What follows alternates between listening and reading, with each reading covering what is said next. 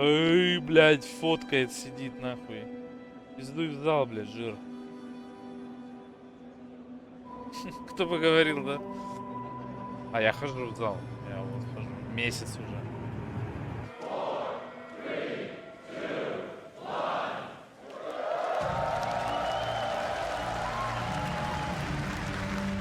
Вообще, дропси, плюс все включено. Hey guys, how's it going? Perry in here. And welcome to Exilecon! А чё Крип вышел, не понял.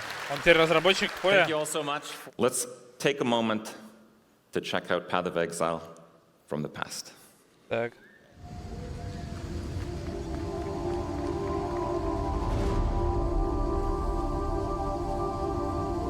Ебать, это чё? Это Diablo 4 футаж? Life is fleeting. A worthy opponent. Go with God. Death to sin.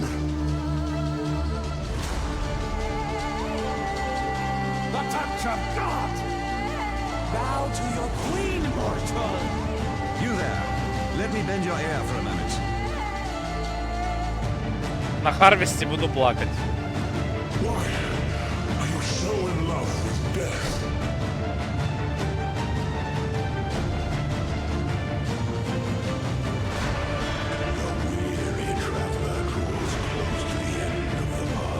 Let me tell you a secret. Gaze into the abyss.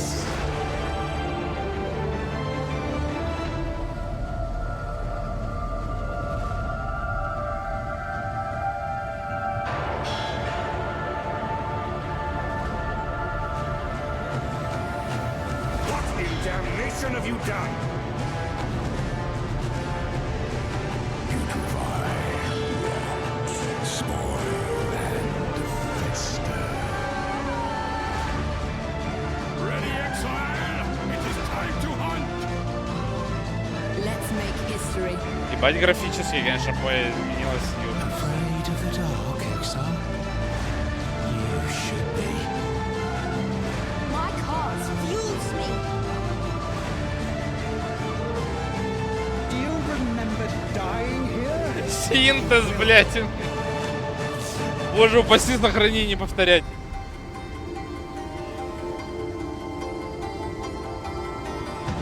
It's branching, exile. Still sane, exile. To the grove, exile. A harvest Просто рублю. awaits. Так они врублены. Я, блядь, ничего не отрубал равно. This а one врублен. should be rather legitimate. Does the toy wish to play with me? Your path to greatness has taken a hard turn toward a cliff. Блядь, сколько мемасов было с этой Nations хуйней. incoming! There's no time. I've become too weak to sustain the blood crucible. Your sullen defiance ends here, hatchling.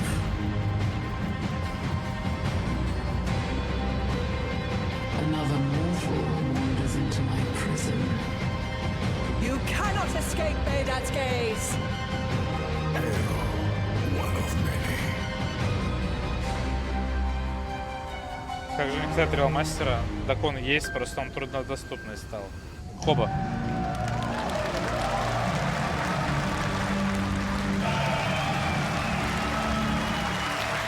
Всем здорово, нихуя и не будет, играем в Diablo 4. Hi, I'm Chris Wilson from Grinding Gear Games. Welcome to Exilecon 2023. It feels like just yesterday that I was here on stage at Exilecon 2019 announcing Path of Exile 2. Since then, we have worked tirelessly on the content we're going to show you this weekend. To everyone here in person, thank you so much for coming out to join us. It honestly feels so good to know that people love Path of Exile so much that they fly across the world to come and celebrate it with us in person here. I really hope you have a great trip and make the most of your time in New Zealand. Our last Exilecon was a magical experience and we've tried to go above and beyond in every way this time. If you're tuning in online to watch the live stream, thanks for joining us also. I wish you could all be with us here, but to ensure you have the full Exilecon experience, we have made sure to include every talk and session session as part of the 2-day live stream this weekend. We have so much to share with you this weekend, and let's just get right into Path of Exile 2. Можно субтитры. С тем ку я ебал близов, а вот мои братки, с кем я их ебал. Это все, что он сказал. And honestly, the project has become much bigger than we expected when we announced it in 2019. When we announced Path of Exile 2 at Exilecon 2019, we told you guys that we were releasing it as an expansion to PoE 1 and that both campaigns would be playable in the same game client and with a shared endgame. But PoE 2's scope has continued to grow and grow, and it's far more than just an expansion with a new campaign. Mark here is going to man the PC. Hopefully he doesn't die. It is a live gameplay demo after all.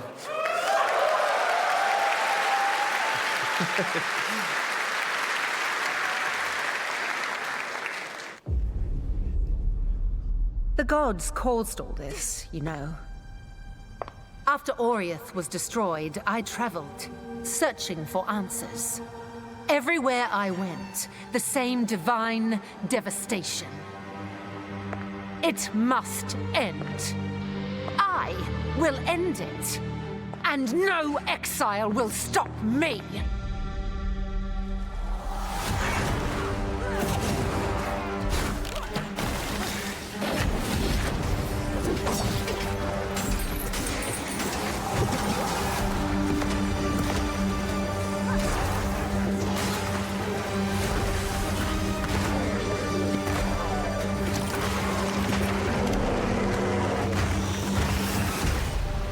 Сколько, блядь?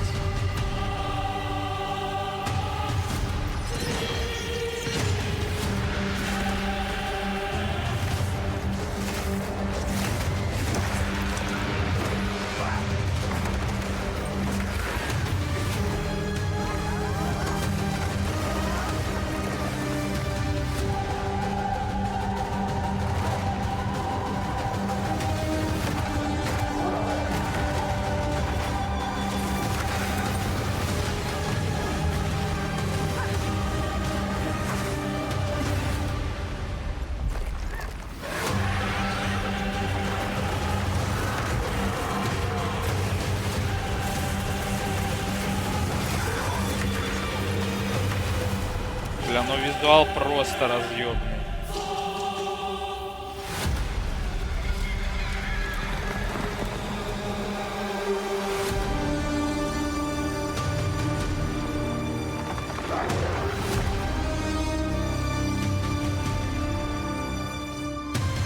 Новая ветка полностью.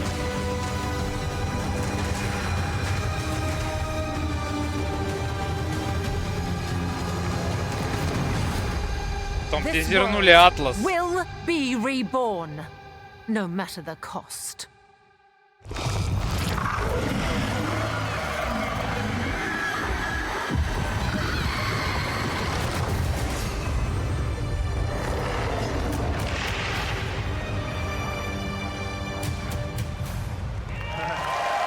Не, визуал фул разъёбанный.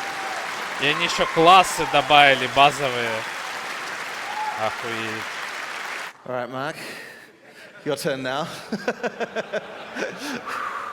Welcome to Path of Exile 2.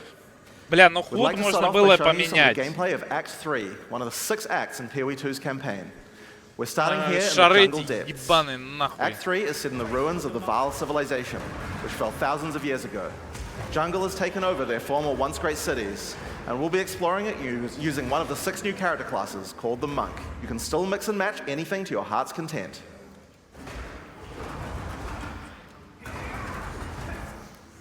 А где урон? Голд? Не понял. Там чел голду порвал. Looks like we've come across the boss for this area. In PoE 2, every area of the campaign contains a boss of at least this difficulty. That's over 100 bosses to fight as you make your way through the campaign, and they all have unique mechanics.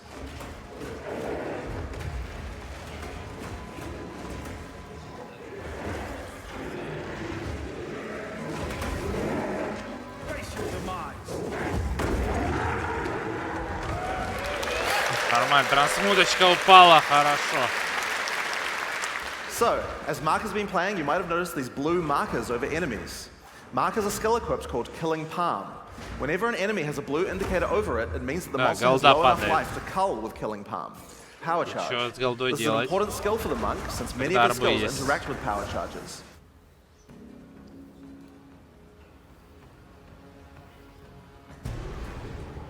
We've now entered the Vaal Mechanarium. This is the place where the Vaal built the various constructs that they relied on to power their civilization.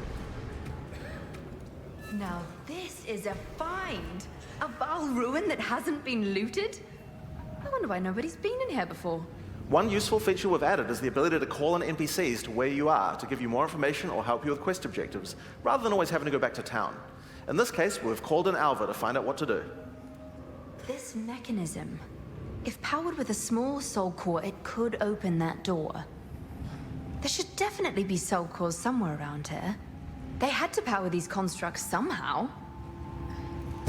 As Alva just said, we need to find a small soul core to open this door. Let's explore. Get back! If you want to shave off some life without getting too close to some of the more dangerous monsters, a great option is Wind Blast. Играю в поле Wind Blast also ради doesn't do лора. too much damage, but it keeps enemies back.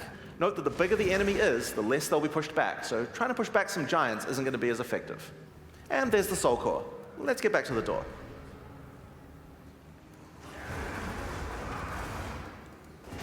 Ноль урона, прокруточка.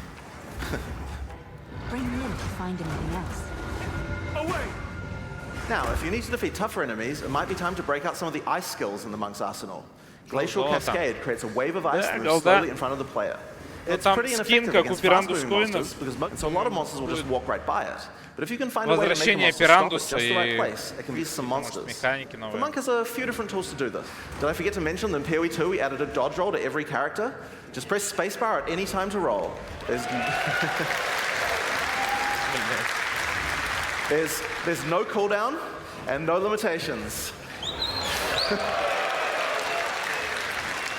And it even has pathfinding in it, so you don't get stuck on anything. When you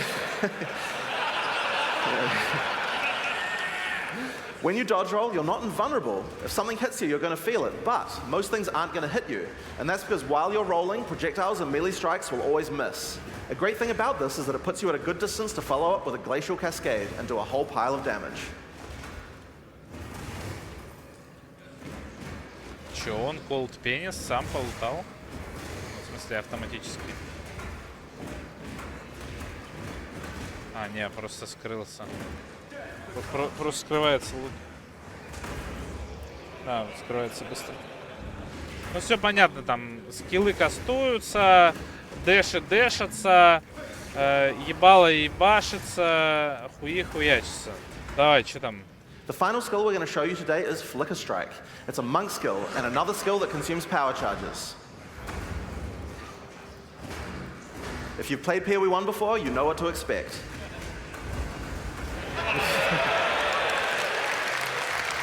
Flicker Strike, теперь power charge. It's a great finisher for tough boss fights, if you were able to get some power charges beforehand. Бля, как же он медленно играет. Ну посадите там этого какого-нибудь задрота ебаного. Там типа нахуй. Спидранеров этих, блядь. Here we have Blackjaw, former overseer of the Mechanarium. When the Vaal fell, he was turned to stone and now guards the area.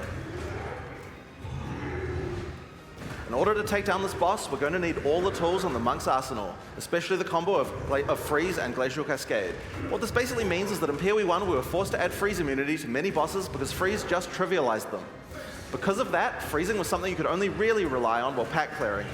Да убей. Переводи, хули ты сидишь. Пошел нахуй.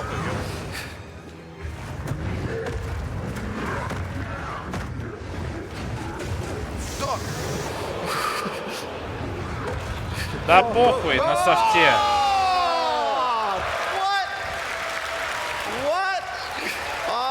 Похуй софт, resurrected checkpoint. All right, let's take two. All right, so this might be a good time to mention that in PoE 2, if you die to the boss, you have to start again from the start. There's no boss cheesing. So, hang on. Oh, there might be a... Долбим еще немножечко, да.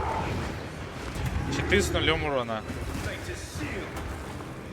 Real геймплей будет, это там какой-нибудь тай-тай-киллер нахуй найдет какую-нибудь минку веселую, кинет 3 штучки, и этот босс просто и все, блядь. Обычно так все в пое происходит. А это так, чисто показуха, мол, бля, у нас игра сложная, пиздец. Давай, давай, да убей, блядь. Да убей, хорош, блядь. Ставка на убийство. Бля, хоть бы он пофидел на сантиметре хп у босса. И по новой, чтоб по новой долбил, блядь.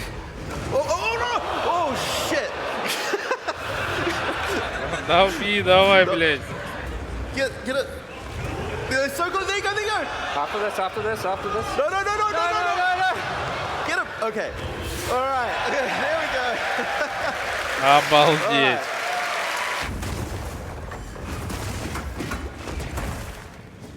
Ну, он скоро левелапнется, блядь. Таким геймплеем. Сейчас собаки сожрут нормально. Это как роток собаки. Он со спецом по финишу. Подушка стрель, дупсы лутали. Just go right through. All right.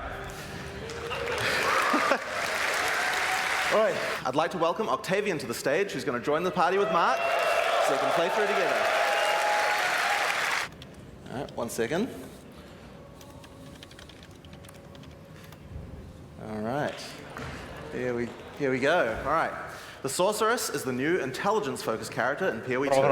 While the Witch focuses more on occult magic and summoning, the Sorceress is themed around pure elemental destruction. Let's have a look at how she plays.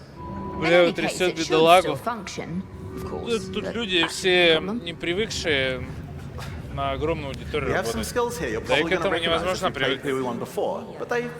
Мейн-транса 166 тысяч, блядь. Там еще We've added a pierce support gem to really allow it to hit an entire room full of targets. This is a new skill in PoE 2 and it hits pretty damn hard. It costs a lot of mana and has a really long cast time, but it's worth the wait. It does a devastating amount of damage. To help you out of danger, your character moves back slightly as it casts. It's pretty hard to hit fast-moving opponents, but it's great on tougher enemies that stand still, or even a larger pack if you're further away and can predict where they're going to move.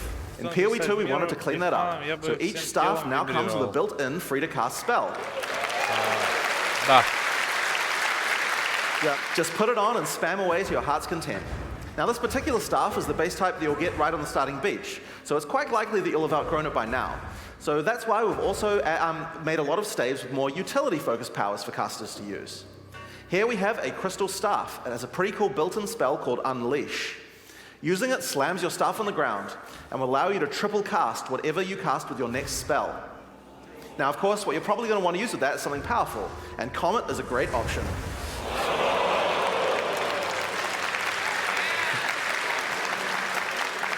You'll notice that Unleash is one of the few skills in PoE 2 with a cooldown. In general, we really try to avoid using cooldowns because we really hate the feeling that combat is just waiting to cast your next spell.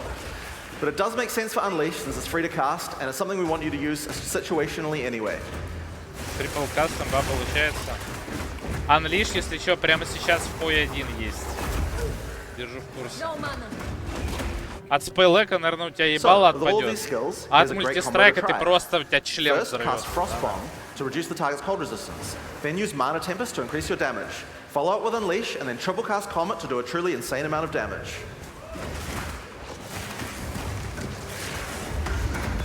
Insane amount of damage. Рарка стоит, говорит, ебать, нормально, задамажил, бля, хорош. Where those ghosts come from?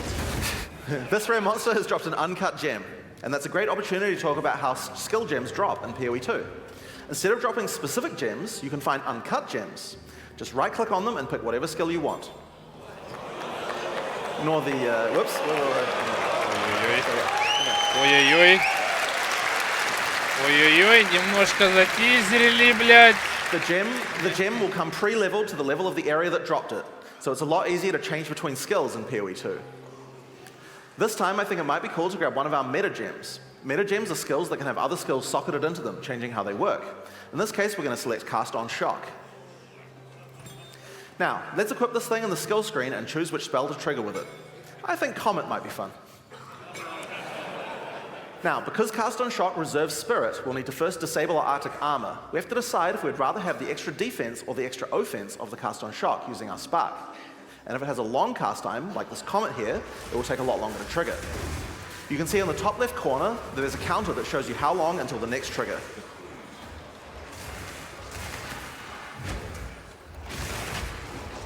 Hopefully he shocks the monsters. There we go. And there you have it. That's using Cast on Shock. We automatically cast Comet whenever we're using our lightning skills. So, we've found the generator. Time to power it up. О, так это ж портал донатерский. As power is restored to the Mechanarium, all the constructs are coming back to life. We'll need to fight them on the way back to the charged Soul Core. So, one thing that PoE 1 players might have noticed is this character has both lightning spells and cold spells. That's pretty inefficient, right? It's a big no-no for most builds because any specialization into cold or lightning isn't going to affect the other element.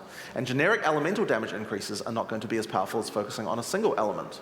Well, in PoE 2 we have another major new system to introduce to solve these kinds of problems. And it starts, oddly enough, with weapon swap. Now, in PoE 1, weapon swap isn't really used much for its originally intended purpose. We imagine that people are going to be swapping in and out between different weapons to deal with whatever situation they were in. People just don't do that at all. And a large reason for that is because it's really, really awkward. In PoE 2, we wanted to solve all of that. The staff Octavian is using here has an ice mod on it that makes it great for when he's using his ice spells. But we would also like to be able to make sure that this build works just as well for his lightning spells. If Octavian equips his previous staff in his second weapon set, you can see that it appears on the character's back. Now, we're going to open up the skill screen.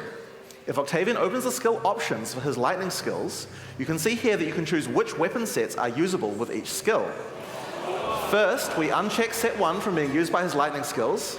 Then we go through the cold skills and turn those off with his lightning weapon. Just take a second. If I can remember where they all are. Yeah. Now, when we use Spark, the character will automatically switch to the lightning staff on his back and then use the skill. And when Octavian uses his Ice Nova, his character automatically switches to his Ice Staff before using it.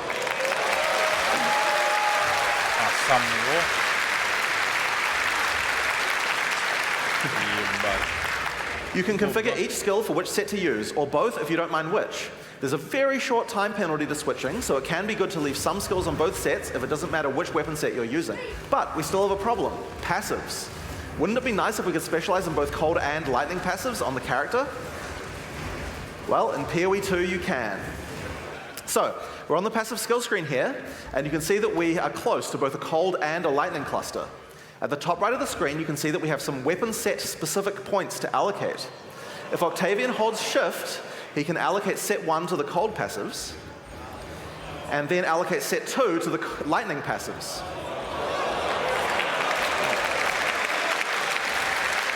Now,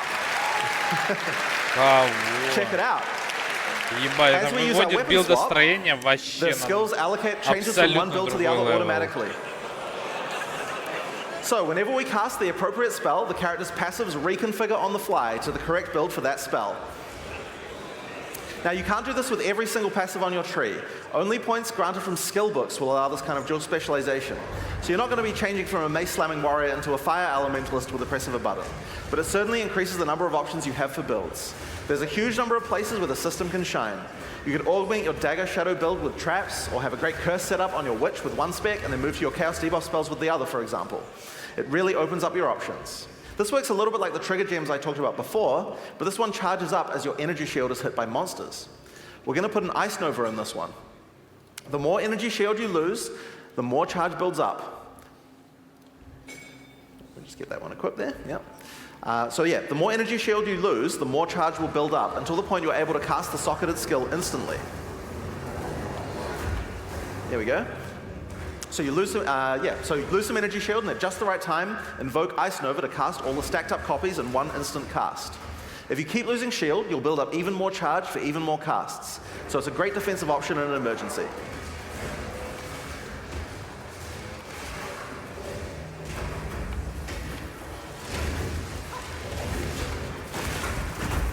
Автобой в деле. Чел не в курсе про КВДТ скиллы. Overkill. Про вардлупу тоже не в is курсе. take it. Just take it. Now we just have to remove it from that construct. Over, what the... Don't die this time, guys.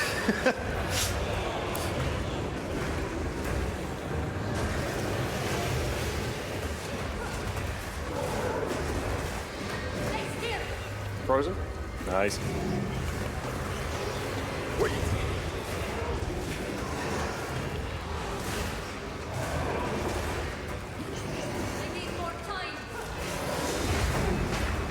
Away from the wall. Cold. Nice damage. Heavy Stun. Ебать, он на вечность застанется. Frozen. Getting real lucky with those freeze procs this time. All skill. Get away from him. Get away. Get away. Cowling. Nice. Где мой So that's part of Divine? Exile 2. These areas, as well as around half of each of the first 4 acts, are available to play at the 3 demo zones around Exilecon. Now, if you're physically here at this event and you get to play the demo, just remember, it's a different game than before. It's a lot harder. You're probably going to run the first pack of monsters and just die. I really recommend you read the signs. They have good advice on how to combine your skills effectively, and remember, dodge rolls on spacebar, use it. You're just going to die otherwise. So your next question is likely to be, where's the beta? Well, we're in our last year of development, and we're still finishing acts, adding skills, and balancing everything. The closed beta is going to start on June 7th, 2024. Path of Exile 2 has been a long time coming, and we're incredibly excited to be near the finish line, but we're just not quite there yet. We're determined not to rush this and make sure we get everything right. In the meantime, there's a lot in store for PoE 1. I'll hand back over to Chris, and he's going to talk about what's coming up. Thank you very much. So, as Jonathan explained, Path of Exile 1 will continue to be its own unique game once Path of Exile 2 comes out. We will continue to update it with expansions and leagues going forward. And because accounts and microtransactions are shared between the 2 games, and their expansion releases are offset from each other, it's super easy to jump between them and effectively play both if you want. So I'm going off script for a second here and just going to explain this a bit better. Imagine we release a Path of Exile 2 expansion, right? So everyone dives in and plays it. You give it, say, out of the 13-week cycle, you're going to play for, some hardcore players play for the first few weeks, some people play for most of the time.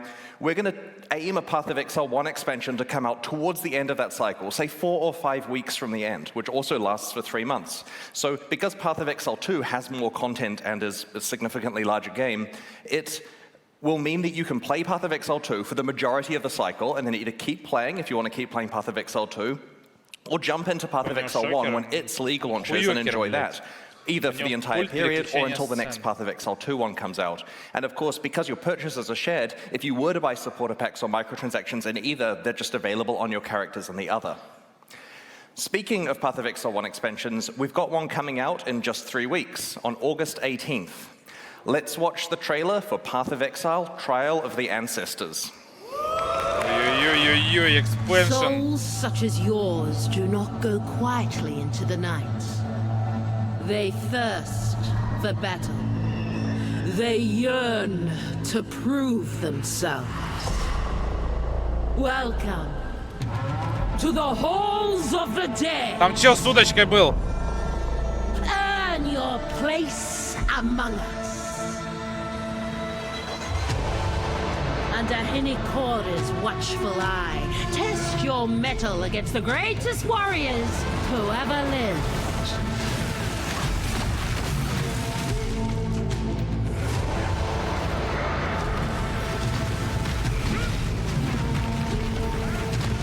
Prove yourself in the trial of the ancestors.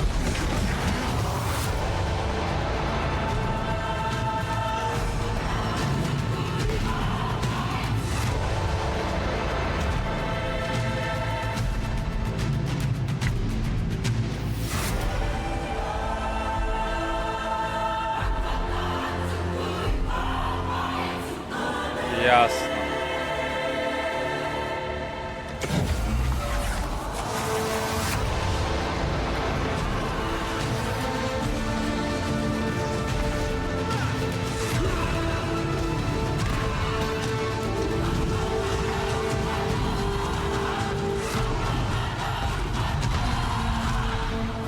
In the end, only one can become champion. Will it be you? Ну пиздец, опять учить. You start the tournament with a basic team consisting of 3 warriors.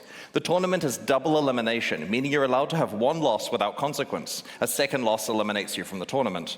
Your team will compete against 10 other tribes, and you choose who you're going to challenge next out of the teams left in the tournament. When you start a match, you see the configuration of the enemy team and get to place your team of warriors on the battlefield to challenge theirs. You and your party of exiles will play alongside your warriors. So while this league does have many elements of an auto-battler, you're right there fighting alongside them. During a match, when a warrior dies, they respawn at their totem after a short time. If their totem is destroyed, then they are instantly killed and can't respawn. The team that destroys all of the opposing totems wins. If you're playing a hardcore character though, don't worry. Hinokora, the goddess of death, is watching over you and will restore your soul to your body, so you can't permanently die in the afterlife. Like that. In the Trial of the Ancestors, strategy and tactics are key. Every unit has its own strengths and weaknesses that must be utilized to win matches. The turtle is really slow and really tanky. It's perfect for either defensive positioning to stop flankers or offensive positioning to tank hits for you if you're pushing through the middle. It's not great in the center or flank positions due to its slow movement speed.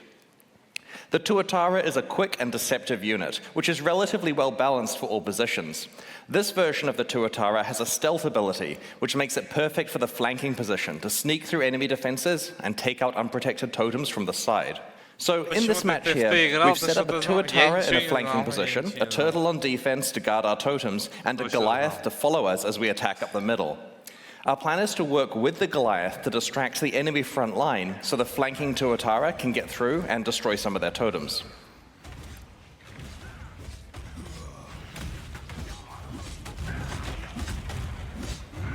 Как же он хайпит на кливе, блядь. Teamwork. Upon winning a match, you earn favor and other rewards. I'll talk about the other rewards shortly. There are a lot.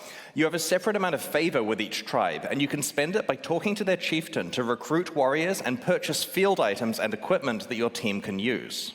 Each tribe has specific specialities. For example, Hinokora's tribe manipulates life and death. Rongo Kurai's tribe is slow and tanky, with an emphasis on stuns and knockbacks. You can recruit warriors from many different tribes and mix and match them together into your team based on what you need. Field items are items that are placed on the battlefield and can be activated during the match to, for example, revive a warrior or heal your entire team. You get a reward as you win each round of the tournament, and these rewards are visible when you're selecting which tribe you want to play against. They'll help inform your decision, as some of them are regular rewards and some of them are exclusive new rewards you can only get from the Trial of the Ancestors. I'm literally tripping over my words to get to the part where I can explain tattoos. This tattoo converts a small strength skill into additional fire resistance. This one converts a small intelligence skill into additional lightning damage. And this one converts a small strength skill into one that summons a minion when you take a savage hit from a unique enemy. But don't go overboard on the number of skills you convert with tattoos, as you'll probably need at least some of your attributes left to equip items. Each of the 10 tribes has an exclusive unique item that you can earn. These rarely show up as rewards for defeating that tribe in a match. Katava's Hunger is a unique majestic plate that you can earn by defeating the Katava tribe. As you can see, it grants an immense amount of life for a single item, providing you don't have any life on any other pieces of your equipment. This amulet is a unique item you can earn by defeating the Arohongui tribe. It has the powerful effect of causing your flasks to instantly recover life and mana whenever you're low. This could potentially be a powerful panic button, or maybe you want to build around permanently being on low life or mana, so all of your flask usage is instant. Next. Sorry, button didn't work. Of 3 additional exclusive items, let's have a look at some of the things you may be offered. First up, there are 4 unique items that exclusively come from Hinokora for completing the tournament. This belt, for example, lists a plethora of really powerful properties, both beneficial and detrimental. While you're wearing the belt, the property shifts around every 5 seconds. You never know what's going to happen next. Will you always crit, always evade, never evade? Hinokora also has a selection of special, more advanced passive tree tattoos that you can only receive from her. This one transforms a 30 intelligence notable attribute skill into one that increases the level of all of your intelligence gems. You're only allowed 1 copy of the specific attribute combination tattoo on a tree. These are small items that sit in your inventory until a condition is met, at which point they are consumed and something happens. In this case, when you reach 25% life, your flasks are all replenished. Now don't worry, each player can only consume 1 omen per combat area, so you don't have any reason to fill your entire inventory with them. This one creates a portal on death. We made it for me. It won't try to save your life, but it will save you some time. This one grants you Soul Eater when you level up. It's definitely worth carrying around for that occasional massive power boost. Omens are tradable but hard to get, so use them carefully. I shudder to think about how much this one is going to be worth in the presence of those incredibly rare unique weapons from 320. The most exciting one, though.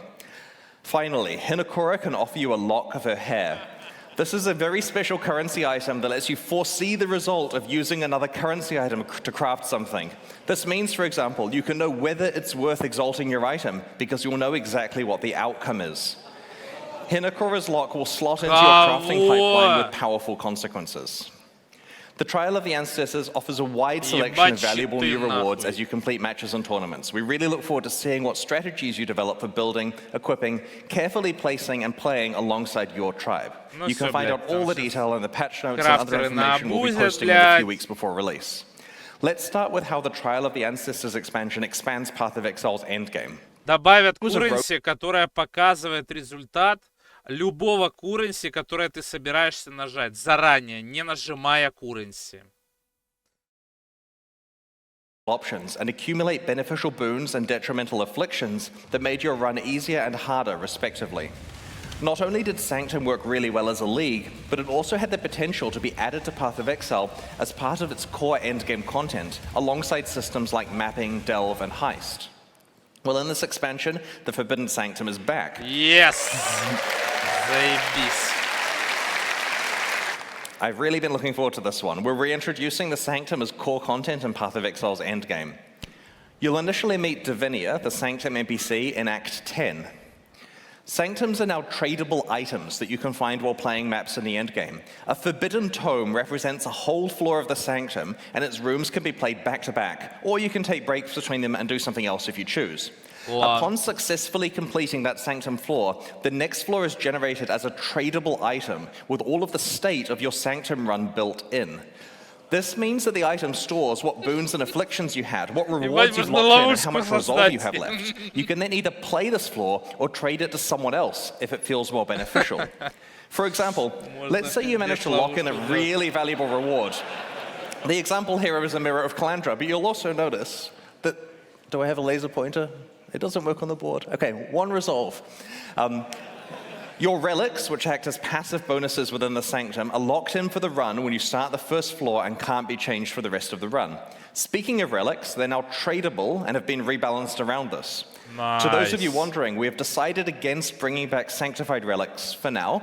A complete Sanctum run now requires killing the final boss, Lycia, in both her first and second form. She will always drop a unique relic, and these have been reworked and replaced as we rebalanced everything. An important aspect of the new Sanctum balance is that your primary defenses now have some effect on protecting your resolve. Your armor allows you to mitigate resolve loss, and your evasion grants you a chance to avoid resolve loss entirely, a lot like how armor and evasion work. Your energy shield grants you resolve Aegis, which is a mechanic that works similarly to how energy shield behaves for life. In light of the new defensive opportunities and learnings from the original Challenge League, we've rebalanced the difficulty of Sanctum, especially in later floors, and have worked to add more monster and room variety to runs. We've added new boons and afflictions themed around the new defensive mechanics and have rebalanced many of the other ones.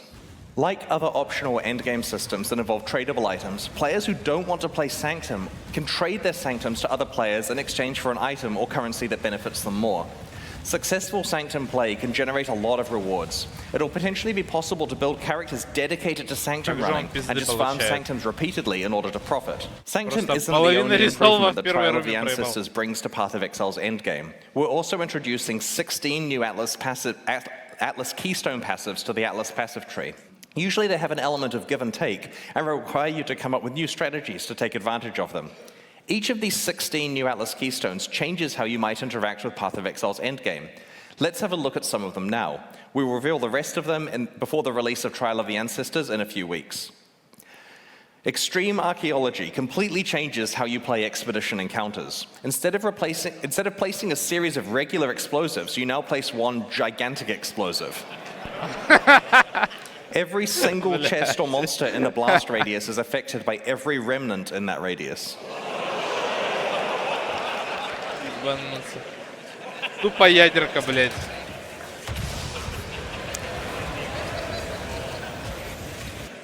Speaker of the Dead makes it so that tormented spirits can possess you rather than possessing monsters, boosting your stats instead. While possessed, you can touch monsters just like a spirit can, making them stronger and more rewarding. It's kind of getting silly at this point, isn't it? Blight is like a tower defense minigame inside Path of Exile. The Cassia's Pride keystone makes it so that Blight monsters take significantly less damage from players and significantly more damage from Blight towers. This basically lets you go all in playing it like an actual tower defense game. Because we can. Lucid Dreams makes it so that Val's side areas in your maps are no longer corrupted, meaning that you can use currency items to change their mods. That's right, when you encounter a Val side area, the keystone lets you craft it. Всю жизнь мечтал.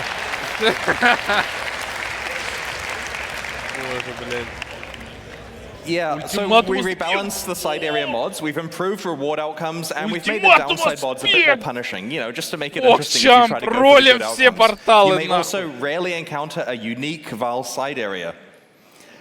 Destructive play makes it so that the Maven will summon between 1 and 3 extra random map bosses when you are fighting witnessed map bosses. This keystone is analogous to the Eldritch Altar keystones that make those influences more difficult but more rewarding.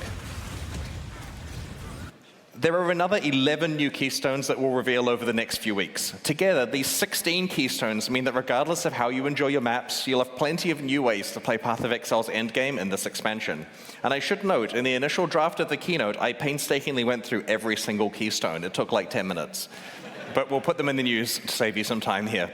In the Trial of the Ancestors expansion, we're shifting Path of Exile's metagame in several ways. The first is by introducing 14 new support gems, which are designed to take existing categories of skills and provide entirely new ways to play them.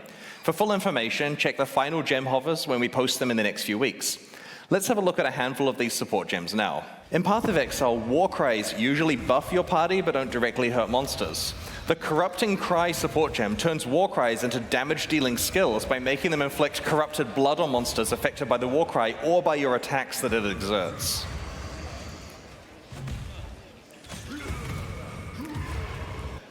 The Returning Projectiles support gem causes projectiles from supported skills to return to you, piercing all targets but dealing a little less damage. I think there's another example too.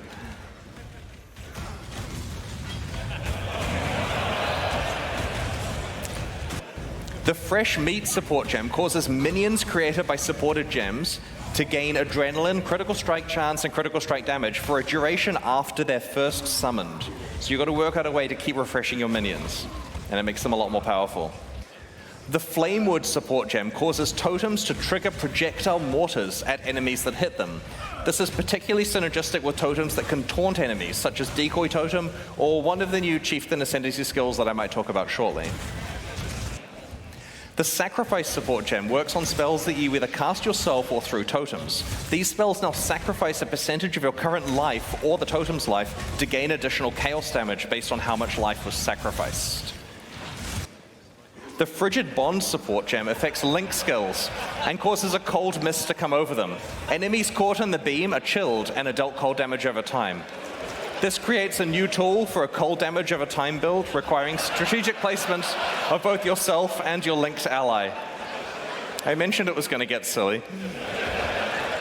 The Locust Mine support gem looks OP and affects attack skills that use bows and wands. Instead of directly using the supported skill, you throw mines in an arc that use that skill for you, targeting your location when you detonate them. In addition to these gems, there are another 7 that we'll be revealing over the next few weeks. In addition to the 14 new support gems, our balance work for the Trial of the Ancestors involved us revamping 2 Ascendancy classes. These are the subclasses that you can specialize in as you play through Path of Exile's campaign. Each main character class has 3 ascendancy classes available. In the last expansion, Crucible, we overhauled the Pathfinder and Saboteur. This time, it's the Guardian and Chieftain, which are specializations of the Templar and Marauder, respectively. While we were very happy with the theme of the Guardian, it was falling behind the power level and popularity of other ascendancy classes. Our changes in this expansion have modernized the class and will present you with more relevant build opportunities than before. Brace yourself. Okay. Path of Exile 102. Harmony of Purpose can power up parties using link skills. Time of Need now completely cleanses and heals you every 4 seconds. We have this picture on the announcement page, pathofexile.com/ancestor for you to scrutinize. Next. While the Guardian's revamp was similar to that of the Pathfinder, the Chieftain has received the Saboteur treatment. To be honest, we were unhappy about many aspects of this ascendancy class in its old form, and so we have completely redesigned it. You can play it now. It's basically an entirely new ascendancy class with the same name and art and a new way of approaching its themes. Its new skills let you, among other things, cause enemies to explode, turn off enemies' fire resistance while you're stationary, convert passive skills to apply to fire damage, and have your fire resistances apply to your cold and lightning resistances. I'll just give you a sec more to read. All right, that's on the site too for you to check out. It's pretty powerful now. To celebrate the release of the Trial of the Ancestors, we'll be hosting a boss kill event. To enter, create a hardcore solo self-found character in the Ancestor League. We'll post more information about the event and its prizes in the news before release. Best of luck to everyone. For the Ancestor Challenge League, we're launching 2 new series of supporter packs, the Shade and Disciple packs. Each tier contains the pack's full face value and points, alongside several exclusive microtransactions. These packs are only available for the duration of the Ancestor League and will leave the store forever when it ends. As always, the microtransactions in these packs are purely cosmetic and do not affect the character's power or progression in any way, despite how cool they look. The Shade series of supporter packs contains 6 exclusive microtransactions. All right, the sarcophagus back attachment imprisons an unspeakable evil that struggles to break free. Nearby monsters send it into a frenzy, and enemy deaths provide it with souls to feast upon. The Stygian Waypoint shackles visitors to your hideout in chains, yourself included. These chains are just cosmetic though, and they break as soon as you move. It would supposedly be a gameplay advantage to be able to imprison people. The Ferryman's armor set is so full of trapped souls that some of them try to escape.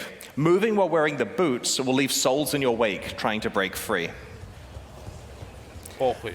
The Infernal Portal opens a gate to the Netherrealm when you approach. This prompted a lot of internal discussion about whether using Hellfire to heat your hideout is actually safe and practical. The Demon-bound crafting bench allows you to enslave a malevolent entity to craft items for you. Be warned, it has a sharp tongue and will mock you mercilessly. You chained me for such a paltry use? The Nebula character effect causes items you pick up to orbit you in an ethereal cloud of loot.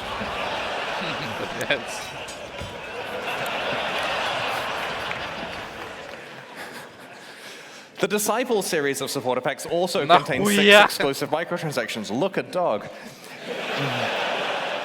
I'm going to put that in the top pack. The Hero's Landing Finisher effect summons a marble statue from the heavens to execute unique monsters you defeat. You decide whether it's the sword or the huge lump of rock that actually kills them. The Bell Tower map device heralds the opening of a new map with a peal of bells. Start to run out of portals though, and it will reflect your desperate situation. This is fine. The Cathedral armor set refracts light through your character, creating beautiful patterns on the ground around it. If your life gets low, it responds in kind. The Observer Diamond Flask summons a tentacled mass that fires its eye lasers at enemies you critically strike while the flask is active. Again, cosmetic. The Currency Orb charge effect lets you pick from a number of different currency types to replace your charges with, as long as you've used that currency item anytime from today onwards. Some people, we have to store it in the database, right? Some people will show they can be part of the exclusive club of players who have actually used a Mirror of Calandra. This effect also causes your charges to display in town. So the theory is you go use your standard mirror, which we all have, right? The faithful hound pet is a very good doggo, and it knows a few tricks. You can command it to sit, roll over, or play dead. And yes, you can pet the dog.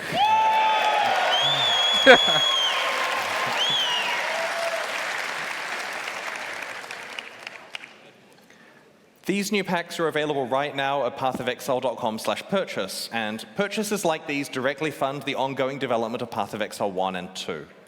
Meanwhile, the Lithomancer and Enchanter packs leave the store forever at the launch of Trial of the Ancestors, so now's your last chance to purchase them. For the last Exilecon, we developed a special card game that encapsulated the full gameplay arc of Path of Exile over the course of the event. Players could defeat monsters, progressively upgrade their items, use currency items to craft their equipment, find and run maps, and eventually defeat pinnacle bosses to earn rewards. It was a whole lot of fun. In your swag bags, you'll have found a box of Exilecon cards, and then a gentleman outside will have asked to purchase them from you for real money.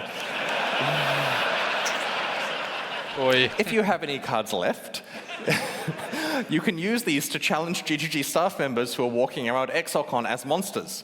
In each session, you can pick from one of 4 character classes which start at various points throughout the first 4 acts of Path of Exile 2's campaign. Around half of each act is included in the demo, and your session time is limited to 45 minutes before you have to let someone else have a turn. Remember, as Jonathan said earlier, this demo is hard. Read the signs that explain how your skills combine together. Dodge roll is your new friend. You should also swing by the Path of Exile mobile demo at the chill-out area on the top floor and check out its progress. It's coming along really well, and we'd love to get your feedback on it. We've created heaps of new Path of Exile merchandise, which is available at our merchandise shop on the middle floor. We've made 17 new t-shirts, which include a few from our community t-shirt design competition. We've created a range of 24 enamel pins. You'll have found a random one in your swag bag. If you approach me and I'm wearing a pin, feel free to swap for the one you've got if you'd like. Happy to trade.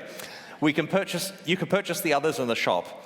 As mentioned before, there's also the super exclusive Mirror of Calandra pin that is only available to winners of the card game. Maybe you're able to trade for a full set. There are 2 new posters. One is the Atlas Passive Tree, and the other is the Periodic Table of Currency. In addition to reprinting the incredibly popular Celestial Cat socks, we've also introduced the Chaos Orb socks, better for business meetings.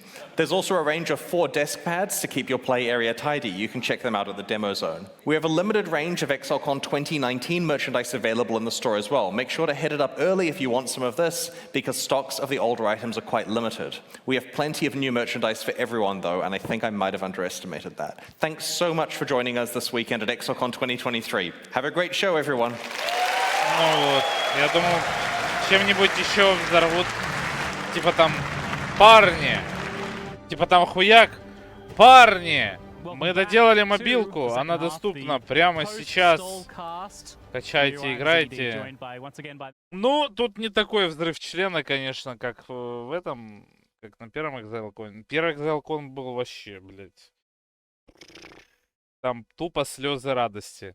Ну, показали, типа, что вот на PoE 2, да, ебать, нихуя работают. Экспеншн новый, ебать, автобатлер, нахуй. Ну, не экспеншн, а лига все-таки, да. Там же, если бы это был экспеншн, то сначала бы показали экспеншн, а потом бы лигу. Ну, короче, дефолтную лигу показали. Там все, теперь автобатлер, ёбнуться, пиздец. Вау, бля, вау, триггер, край скилла, охуеть вообще. Что ж. Про шашки знал, про Гвин знал, скажи, что в ГГ не работаешь. Я ничего не знаю вообще, я супер тупой. Ну, по сравнению с первым Exilecon, пиздец вяло очень. Ну, были места удивления, были. Но, блядь, вспоминая те эмоции с первым Exilecon, там уже вообще фул разъеб, нахуй. Просто, блядь. Ладненько. Что там, успели свои 3 дрипсы получить? Сейчас зайду еще сайтик чекну. Просто понимаешь, Exilecon это единственная выставка, где проводится, блядь, собственно, показ одной игры только. И все. Ну так никто не делает. Рек беты второй части. Не, я ебал. Вот. Кто не понял. Я ебал просто. Так что да, ждем лигу, конечно, ждем. Там 18-е, да, сказали все-таки. 18-е, все заебись. Будет время в Балдуру поиграть. Там еще кое-какая активность ИРЛьная с Дудо планируется. Вот там тоже будет обязательно, да, с рекрентом причем. Охуеть. Что-то будет. Я, в общем, пошел спать. Надеюсь, я проснусь рано утречком, чтобы не руинить режим. Посмотрим. Счастья, здоровья, чатик. Благополучия. Доброй ночи, чатик. Пока-пока. Не хворайте, не болейте. Давайте, чатик. Пока.